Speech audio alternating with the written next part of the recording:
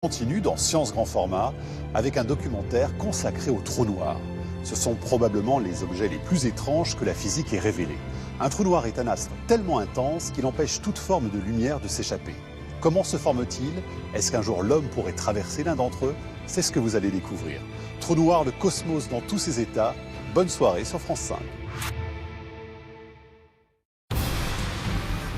Les trous noirs. Ce sont les objets les plus mystérieux du cosmos. L'univers présente beaucoup d'aspects surprenants, mais les trous noirs sont parmi les plus étranges. Les trous noirs nous fascinent. Le simple fait de pouvoir les observer est extraordinaire. À cause de leur immense force de gravité, les trous noirs sont les objets les plus destructeurs de l'univers. Ils peuvent déchiqueter une étoile en quelques secondes. Mais ils ont une autre facette. Ce ne sont pas des objets abominables et dangereux. Ce sont des éléments formidables et mystérieux de l'univers. Pour dévoiler les secrets des trous noirs, nous allons les décortiquer. Nous découvrirons comment ils se forment, ce qui se passe quand deux d'entre eux entrent en collision, et nous verrons comment un jour, l'homme pourrait voyager à travers un trou noir.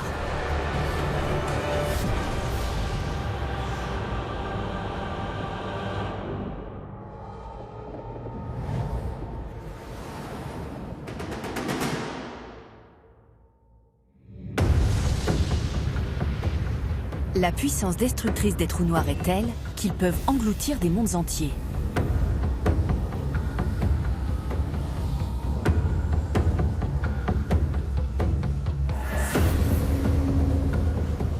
Depuis des décennies, leur force nous fascine.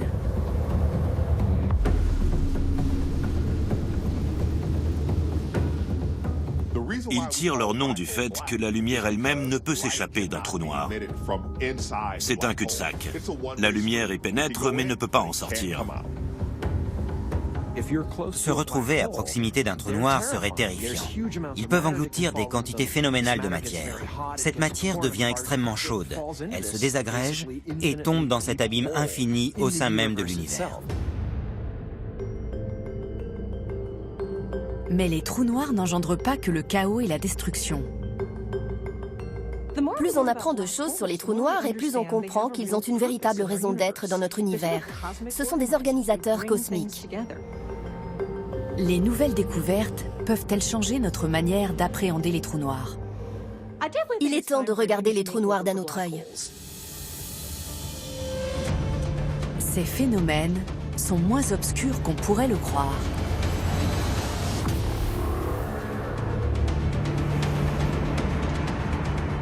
Traversons le voile de poussière glacée qui les entoure.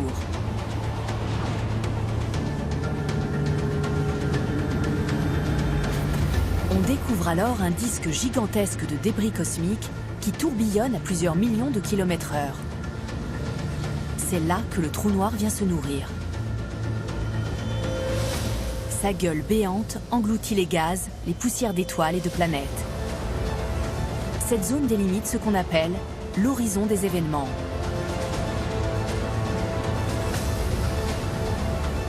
C'est une sphère sombre et opaque dont aucune lumière ne peut s'échapper. À l'intérieur, les lois du cosmos volent en éclats. En matière de trous noirs, les lois de la physique universelle s'appliquent moins bien qu'ailleurs dans le cosmos. Lorsque vous tombez dans un trou noir, votre vitesse s'accélère de manière croissante jusqu'à atteindre celle de la lumière. Mais on ne sait pas ce qui se passe une fois à l'intérieur. Nous sommes face à un problème que le cerveau humain ne comprend pas, où le temps et l'espace partent en lambeaux et se comportent de manière inhabituelle. Cela va nous forcer à évoluer pour mieux appréhender la vraie nature de la réalité. Il y a encore 30 ans, l'existence des trous noirs était purement théorique. Une simple prévision mathématique d'Einstein. Mais à présent, nous savons qu'ils existent. Voici notre galaxie, la Voie lactée. Dépouillé de ses étoiles, de ses planètes, de ses roches et de sa poussière, elle révèle un sombre secret. Un trou noir supermassif, Sagittarius A.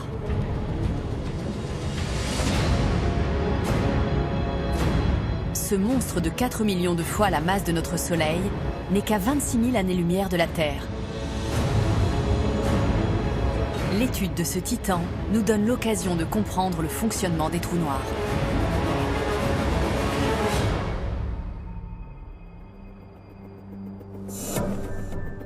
C'est le travail auquel se livrent les scientifiques de l'observatoire Keck, situé au sommet du Mauna Kea, dans l'archipel hawaïen. L'astronome James Like étudie Sagittarius A.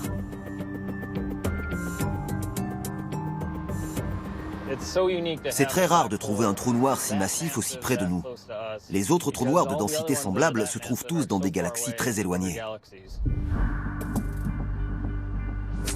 Pour se rendre au bureau, James doit sillonner les lacets d'une piste jusqu'au sommet d'un massif qui culmine à 4000 mètres. À cette altitude, l'organisme est soumis à un stress extrême. À cause du manque d'oxygène, le mal des montagnes peut frapper à tout moment. On est alors pris de vertige, désorienté, et on a du mal à respirer.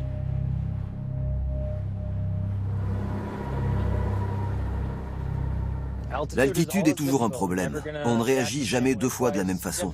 Nous souffrons tous de perte de la mémoire immédiate quand nous sommes ici. C'est pourquoi tout est consigné sur une checklist. On oublie ce qu'on vient de faire.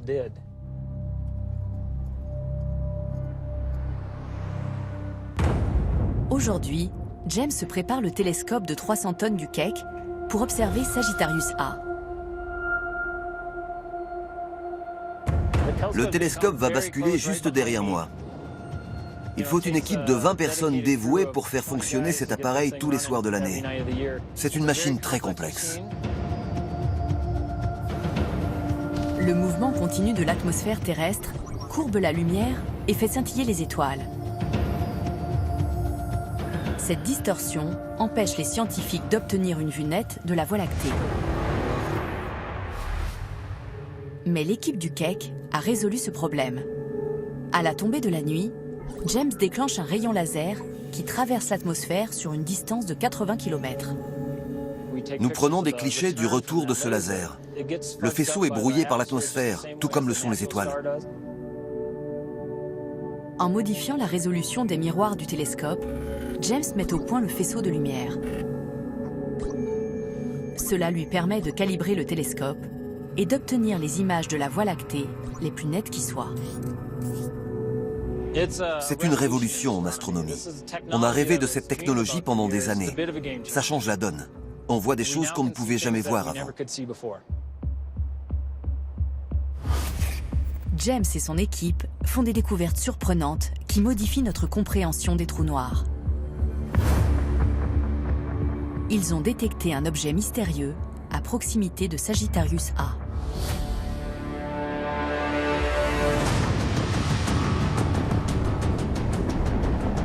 Il s'agit de G2, un nuage de gaz interstellaire qui pourrait contenir une étoile. Son avenir est plutôt sombre. Les scientifiques estiment que le trou noir va expulser une partie du nuage dans l'espace avant de dévorer les restes pour devenir encore plus massif et plus puissant.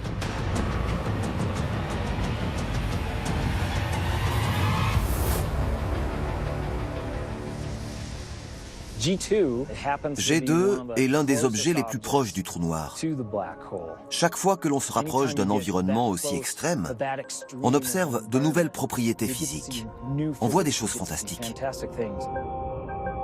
Bientôt, l'équipe pourra observer pour la première fois un trou noir dévorant tout ce qui l'entoure.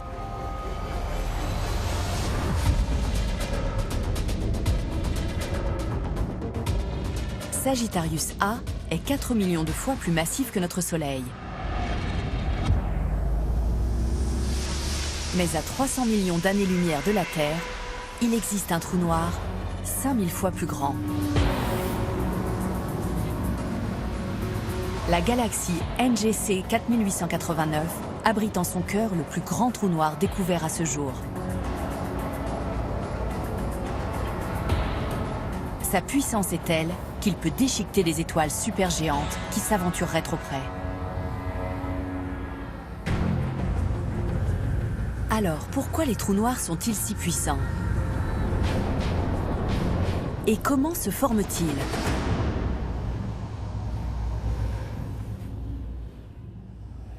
Un trou noir se forme à la mort d'une étoile massive.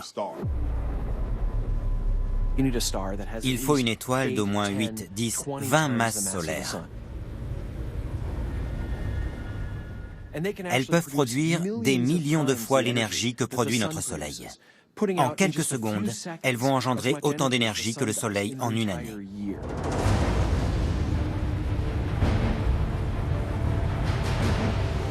On les appelle les hypergéantes. Ce sont les plus grandes étoiles de l'univers. Lorsqu'elles ont brûlé tout leur carburant, elles commencent à mourir. Et lorsqu'elles ne peuvent plus supporter leur propre poids, elles s'effondrent sur elles-mêmes en libérant une formidable quantité d'énergie.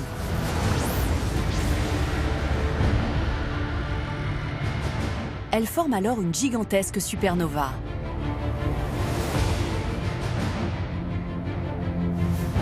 Le noyau qui subsiste continue de s'effondrer sur lui-même au point d'atteindre une taille inférieure à celle d'un atome. Un trou noir est né.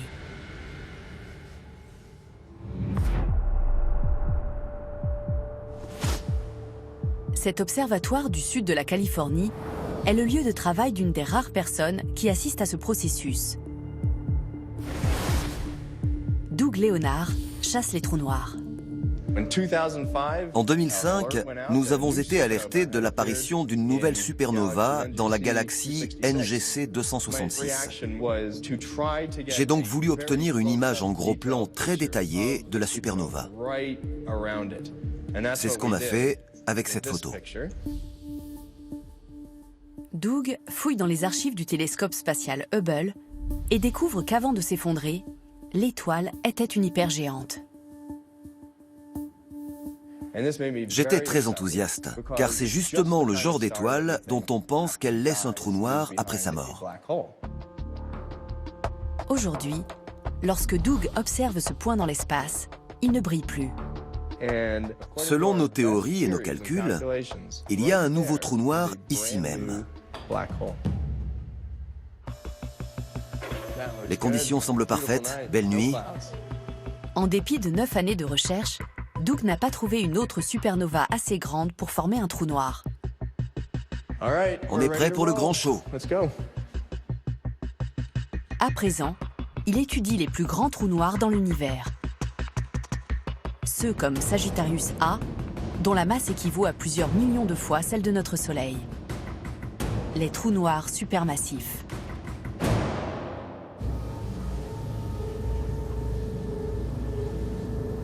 Tandis que les trous noirs supermassifs grandissent, leur force de gravité croissante attire davantage d'objets dans un gigantesque disque d'accrétion.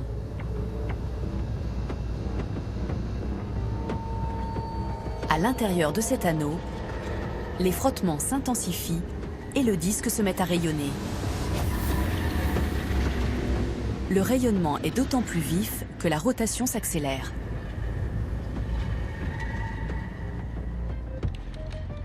L'équipe de Doug peut mesurer l'intensité de ce rayonnement pour déterminer la taille et la puissance d'un trou noir. Plus la rotation des objets autour du trou noir est rapide, plus le trou noir est massif. Les forces de gravité déterminent la vitesse de rotation. En s'appuyant sur cette technique, Doug découvre des trous noirs de plusieurs dizaines de millions de masses solaires. Avec un peu de chance, on pourra appliquer ce genre d'études à des distances croissantes et mieux comprendre la dynamique de tous les trous noirs supermassifs. Les trous noirs sont des objets encore peu connus. Mais certains trous noirs supermassifs font tout pour attirer notre attention. Dans les années 1960, lorsque les scientifiques pointaient leurs radiotélescopes et leurs télescopes à rayons X vers le ciel, ils détectaient des sources d'énergie très puissantes. Les scientifiques parlent alors de quasars. Ce n'étaient pas des explosions, mais des objets qui émettent plus de lumière qu'une galaxie entière. Imaginez une source d'énergie dont vous savez qu'elle est très lointaine et extrêmement brillante, c'est-à-dire d'une puissance et d'une luminosité prodigieuses. Quelque chose doit générer cette énergie. Qu'est-ce qui peut bien alimenter une source dont l'éclat est perceptible à travers l'univers?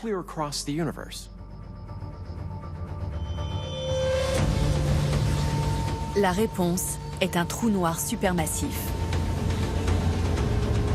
S'il engloutit trop de matière, les collisions deviennent si violentes qu'elles libèrent des quantités d'énergie gigantesques.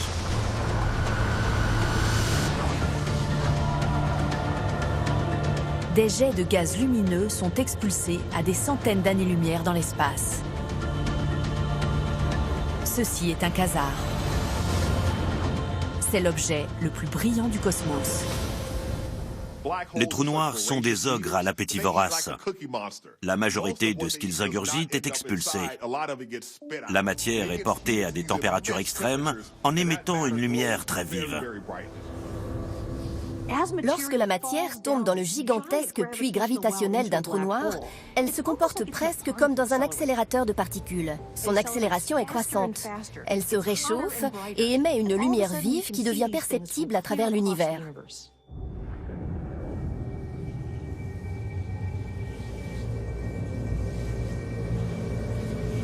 À moins de 3 milliards d'années-lumière de la Terre, les astronomes ont découvert un quasar baptisé 3C273.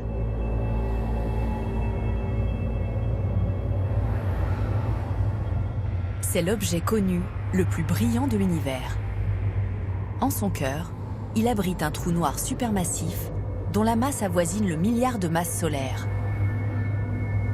Chaque minute, il consomme 600 fois la masse de la Terre et dégage 100 fois plus d'énergie que l'ensemble des quelques 250 milliards d'étoiles de la Voie lactée.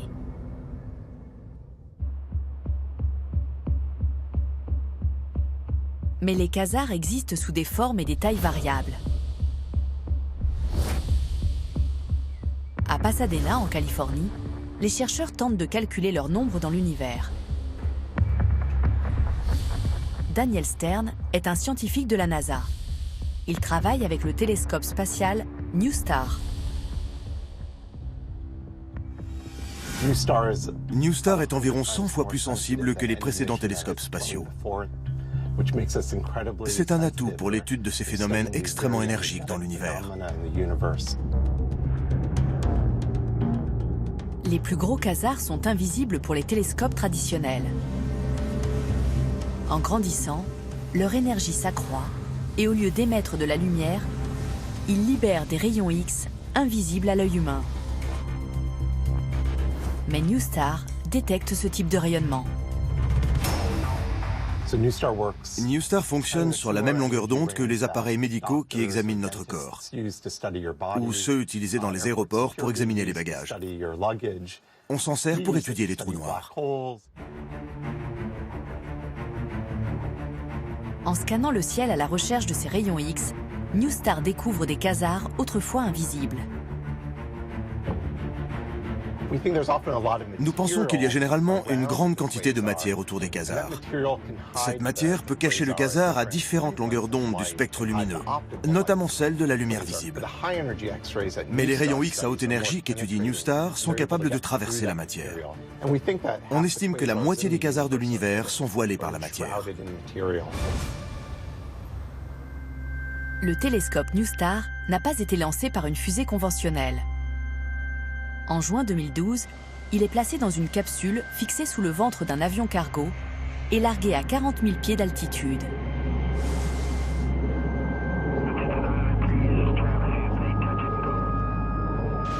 La fusée est mise à feu et accomplit son ascension vers son orbite à 600 km d'altitude. NuSTAR est placé en orbite équatoriale. Toutes les 90 minutes, il accomplit le tour de la Terre. En ce moment, il survole la côte ouest de l'Afrique. Notre station principale au sol est située à Malindi, au Kenya, sur la côte est. Dans 4 minutes, nous allons rassembler les données collectées par NuStar.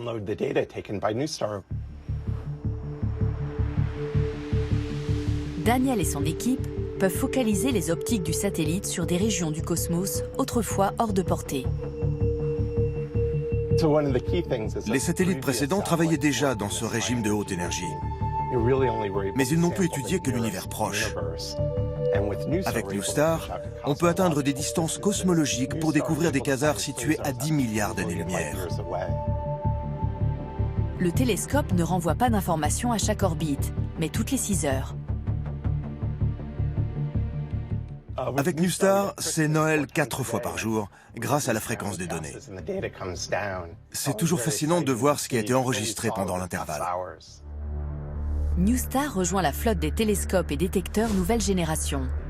Ensemble, ils nous révèlent que les quasars sont bien plus répandus qu'on ne l'imaginait.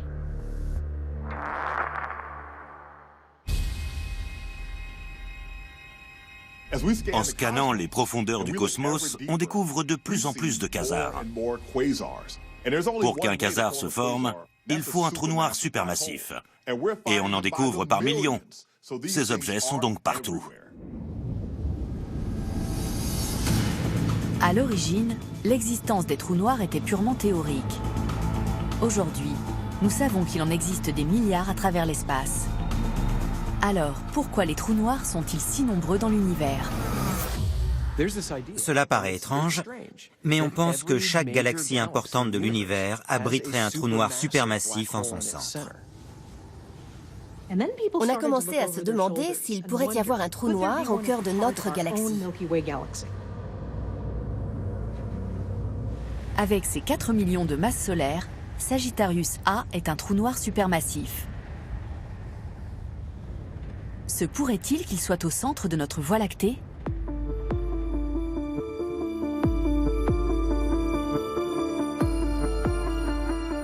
À Los Angeles, une équipe de scientifiques se penche sur la question.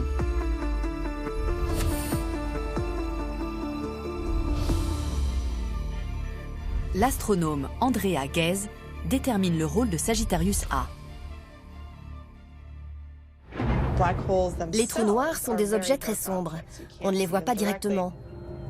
On se base sur l'influence de leur champ gravitationnel.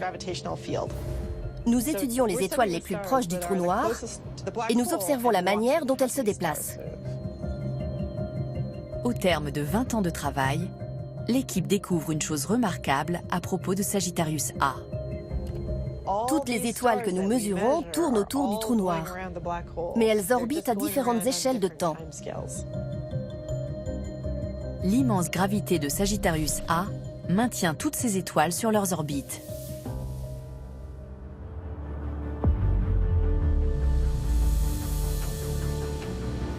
Si on dépouille la Voie lactée des poussières et des gaz, on remarque que ces étoiles ne sont pas seules.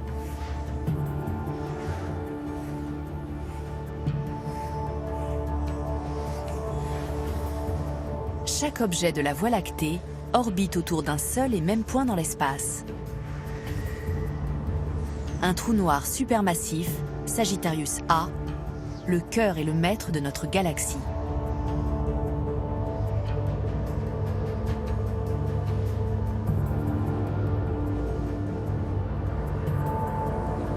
Il se trouve à 26 000 années-lumière de la Terre. Mais en dépit de la distance, nous ne pouvons pas échapper à son influence.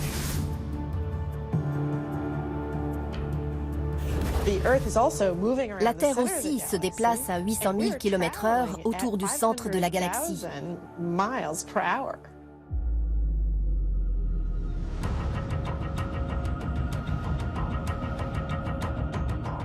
Les scientifiques scannent un nombre croissant de galaxies à travers l'univers. Ils découvrent un trou noir supermassif au centre de chacune d'entre elles.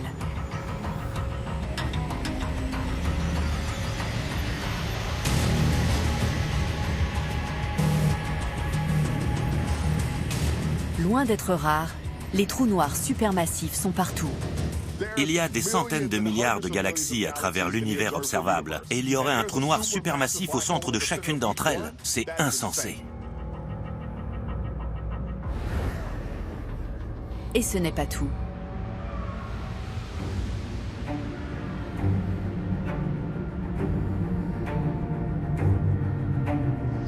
Les trous noirs supermassifs ne se contenteraient pas d'ancrer les galaxies, ils contribueraient aussi à leur formation. La force de gravité intense d'un trou noir attire les étoiles qui passent à proximité. Leur masse combinée attire davantage d'étoiles pour former progressivement les galaxies qu'on observe aujourd'hui.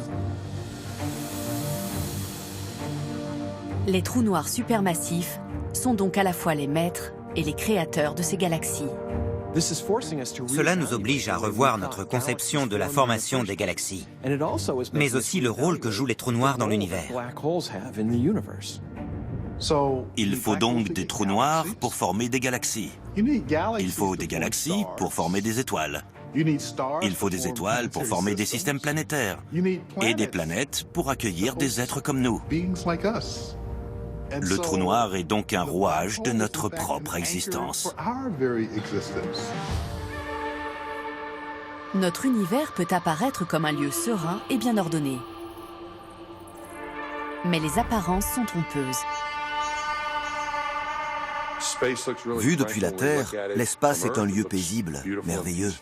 En réalité, c'est un univers très violent. Les étoiles explosent. Les galaxies entrent en collision. L'univers qui m'entoure est plein de conflits. Notre galaxie, la Voie lactée, va vivre l'un des événements les plus dramatiques du cosmos. Dans 4 milliards d'années, elle entrera en collision avec notre plus proche voisine, la galaxie d'Andromède, à plus de 400 000 km/h.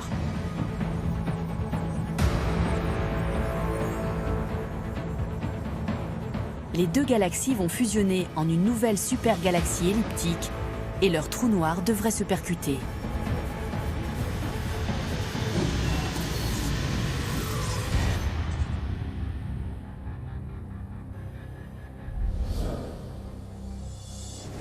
Les collisions de trous noirs sont courantes à travers l'univers.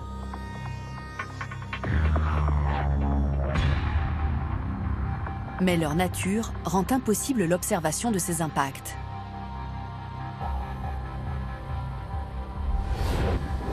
Jamison Rollins traque ces collisions.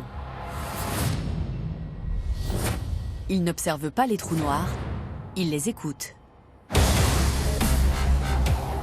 Voici ses oreilles, le LIGO, un réseau de tunnels et de lasers. Nous ouvrons une nouvelle fenêtre sur l'univers. Nous écoutons le cosmos comme nous ne l'avons encore jamais fait avant.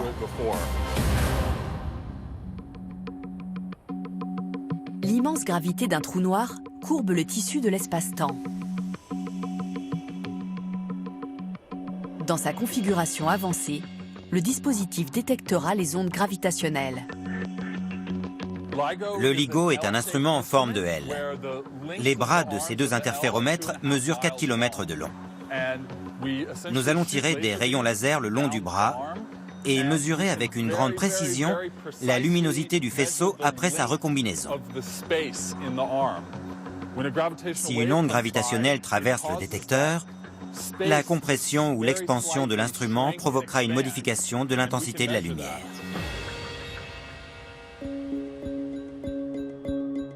Les variations sont infimes, inférieures au diamètre d'un atome. Ces miroirs ultra sophistiqués vont aider les scientifiques à prendre les mesures. Voici le miroir situé au début du bras qui pointe dans cette direction. Le faisceau laser va donc se réfléchir entre ce miroir et celui qui est à l'autre extrémité. C'est une des pièces les plus importantes de cet instrument. Ce sont les éléments clés de la sensibilité du dispositif aux ondes gravitationnelles. L'agrandissement de la longueur des bras pourrait accroître la sensibilité du LIGO. Mais cela créerait un sérieux problème d'ingénierie. Plus les bras sont longs, plus il faut compenser la courbure de la Terre. Si les deux miroirs étaient très proches l'un de l'autre, leur inclinaison relative serait verticale. Mais en allongeant la longueur des bras, l'inclinaison des miroirs commence à former un angle avec le centre de la Terre.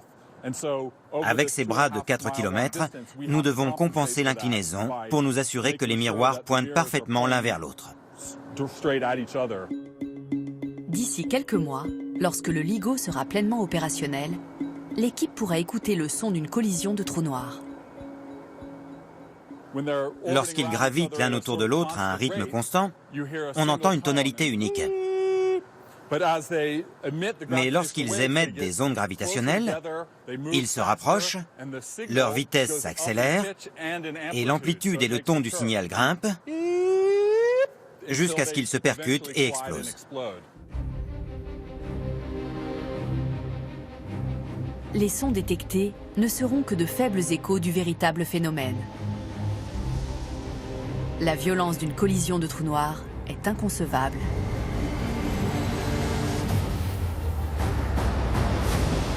Au cœur d'un nuage ovale de débris stellaires denses et ardents, les trous noirs s'affrontent pour la suprématie.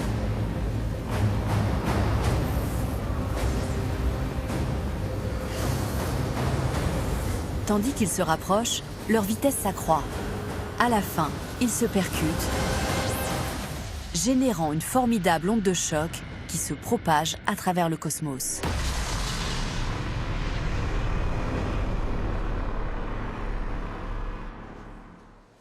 La construction et l'étalonnage du LIGO ont nécessité 20 années de travail. À présent, l'équipe doit franchir un dernier obstacle avant de mettre le détecteur en route. Si un grain de poussière se dépose sur le miroir, la puissance des lasers est telle que la poussière risque de brûler et d'abîmer la surface du miroir. Si cela devait se produire, le coût serait exorbitant, car il faudrait remplacer le miroir défectueux. Jamieson et ses collègues pourront bientôt découvrir ce qui se passe réellement lorsque les trous noirs entrent en collision. Je ne sais pas comment je réagirai à l'écoute des premiers signaux. J'ai consacré toute ma carrière à ce projet. Alors ce sera sans doute un grand moment. On fera sûrement une grosse fête. Mais si le LIGO confirme nos théories sur les collisions de trous noirs, l'avenir de notre galaxie risque d'être sombre.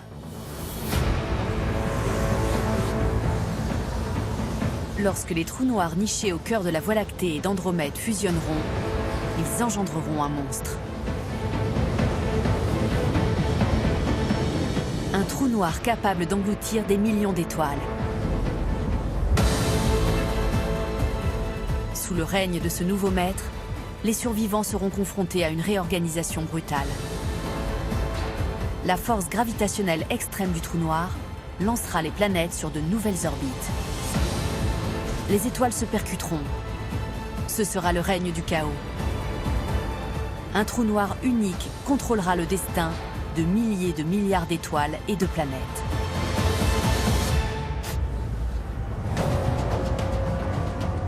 Les scientifiques ont découvert comment les trous noirs forment les galaxies et dictent leur avenir.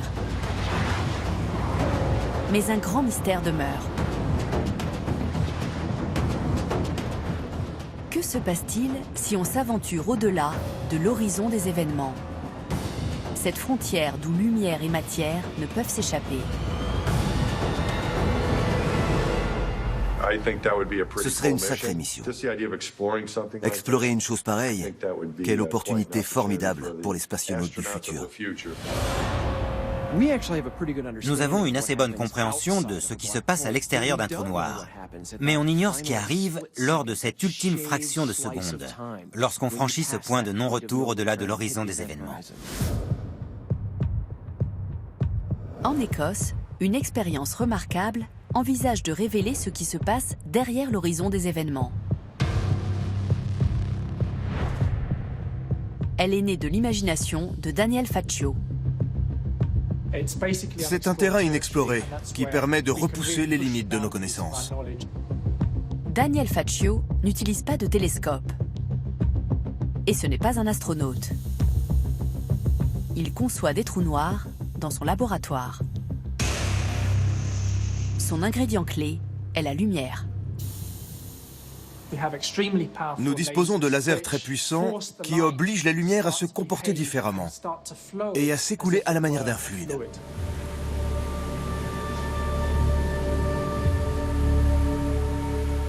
Près d'un trou noir, l'espace aussi s'écoule comme un fluide. Il se dirige vers l'horizon des événements, comme un cours d'eau se dirige en aval. Imaginez que vous êtes dans un cours d'eau et que vous essayez de nager à contre-courant. Vous sentez que la rivière tente de vous emmener avec elle. C'est exactement ce que fait un champ gravitationnel à l'extérieur d'un trou noir. Daniel Faccio concentre l'onde lumineuse dans un étroit tourbillon, comme la matière qui s'engouffre dans un trou noir. Lorsqu'il projette une onde lumineuse vers un de ces trous noirs, quelque chose d'étrange se produit.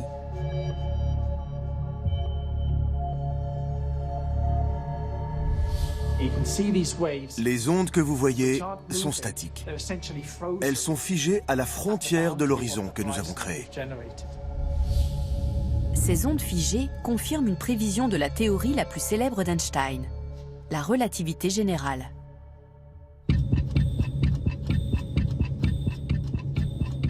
Einstein a prédit qu'à proximité d'un trou noir, la gravité contribue à étirer le temps. Une seconde durerait des années, voire des siècles. Vu de loin, les objets sembleraient figés dans le temps. C'est exactement ce que Daniel Faccio observe avec ses trous noirs expérimentaux. Il est convaincu que la même chose se produit dans l'espace. Si vous deviez observer un vaisseau spatial tomber dans un trou noir depuis un point très éloigné, vous ne verriez jamais ce vaisseau franchir l'horizon des événements. Vous le verriez approcher de l'horizon, mais le temps de votre point de vue ralentirait.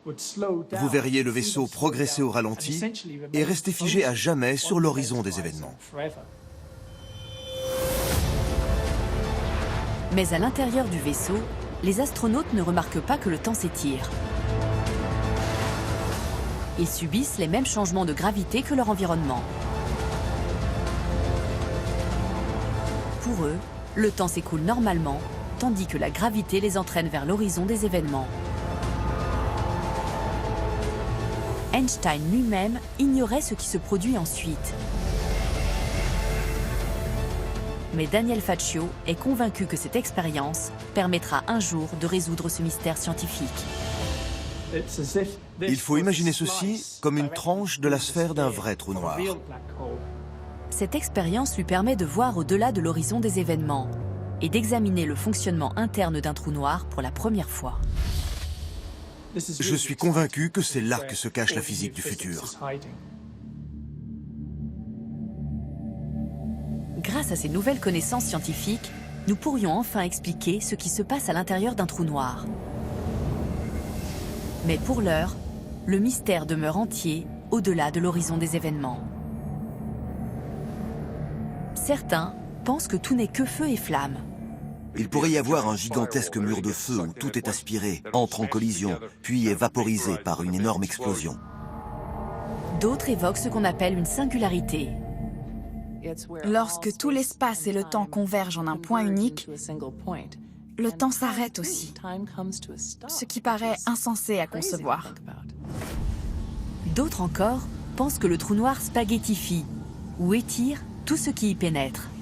Si vous pénétrez dans un trou noir par les pieds, la force de gravité exercée au niveau de vos pieds sera bien plus forte que celle exercée au niveau de votre tête. Vous serez donc étiré en un long fil jusqu'à ce que vos molécules et vos atomes se désagrègent. Vous entrerez dans le trou noir sous la forme d'un long filet de vapeur. Les trous noirs défient notre compréhension. Mais en théorie, il pourrait exister un objet encore plus étrange dans l'espace. Un trou noir inversé. Un trou blanc. Un objet qui émettrait en permanence l'énergie et la matière.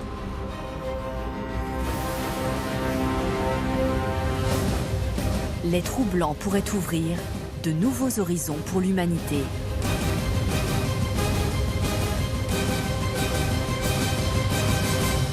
L'une des propriétés incroyables des trous noirs et des trous blancs, c'est qu'ils peuvent parfois se relier pour former un trou de verre. Et lorsque cela se produit, on peut entrer dans le trou noir à un endroit de l'univers et ressortir du trou blanc à un endroit très différent. En substance, le trou noir vous aspire et le trou blanc vous expulse.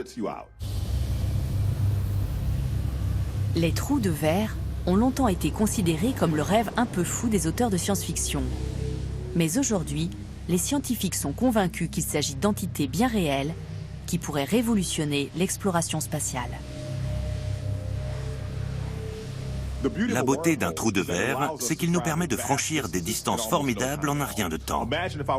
Imaginez que je veuille me rendre de la Voie lactée, qui se trouve à cette extrémité de cette feuille, vers la galaxie d'Andromède, à l'autre extrémité.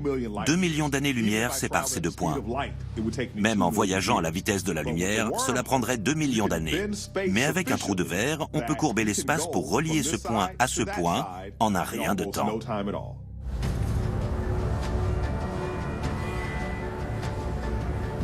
À l'intérieur des trous de verre, les voyages a priori inconcevables deviendraient possibles. Un trajet de plusieurs milliards d'années s'effectuerait en quelques heures.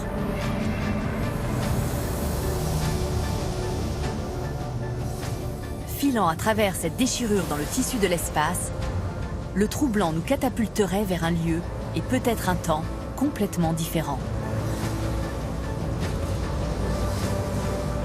Mais il faudrait surmonter un obstacle technique.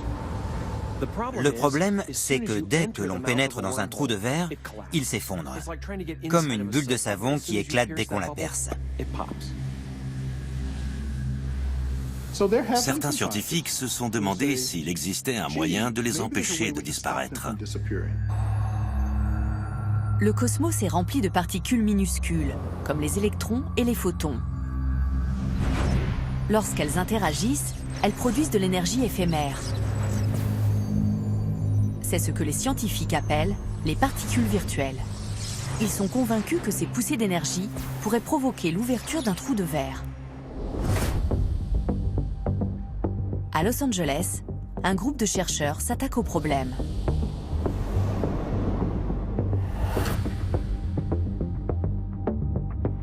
Umar Mohiddin construit un appareil dont le but est de permettre à l'homme de pénétrer dans un trou de verre. Ce domaine de recherche est passionnant.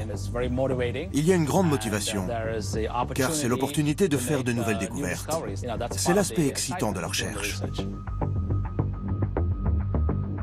Un des composants au cœur de sa machine a le pouvoir de révolutionner l'exploration spatiale. Il s'agit d'une boule métallique microscopique. Umar monte cette boule près d'une plaque de métal, ne laissant qu'un espace infime entre les deux. L'interstice est minuscule, de l'ordre du micron, l'équivalent d'un 50e de l'épaisseur d'un cheveu. C'est donc un espace microscopique. Cet espace infime piège des particules virtuelles. Umar est convaincu que nous pourrions utiliser ces poussées d'énergie pour tenter de forcer l'ouverture d'un trou de verre. C'est une frontière. Nous essayons de comprendre des phénomènes physiques et des propriétés de la nature qui font encore débat. C'est ce qui est passionnant. L'appareil d'Umar ne génère que des forces infimes. Mais une version agrandie pourrait fonctionner.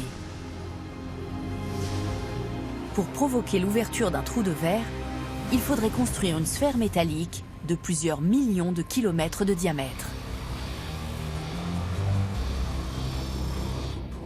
Puis en construire une autre à côté, les deux n'étant séparés que par le diamètre d'un atome. Enfin, il faudrait faire chuter les deux sphères dans la gueule d'un trou noir. Alors, nous pourrions voyager vers les coins les plus reculés de l'univers. Lorsque l'humanité a su étendre les limites de ses voyages et qu'elle s'est trouvée en situation de découvrir, d'observer et de comprendre, Cela a toujours débouché sur de nouvelles connaissances que nous avons utilisées pour améliorer la qualité de vie des hommes. La maîtrise des trous de verre devrait prolonger ce processus. Si nous ne disposons pas de la technologie aujourd'hui, cela n'implique pas que nous ne l'aurons pas dans le futur. Songez qu'il y a à peine un siècle, les frères Wright faisaient voler le premier avion. Il se peut que les trous de verre n'existent pas, ou que leur existence soit chimérique. Mais les mathématiques, la science et la physique, qui ont permis de leur donner une existence théorique, peuvent déboucher sur de nouvelles découvertes, dans des domaines bénéfiques pour l'humanité. Il est toujours utile d'explorer ce genre de choses. C'est le propre de la recherche. Les trous noirs peuvent dévorer les planètes et les étoiles en un battement de cils. Mais à présent, nous savons qu'ils jouent aussi un rôle positif.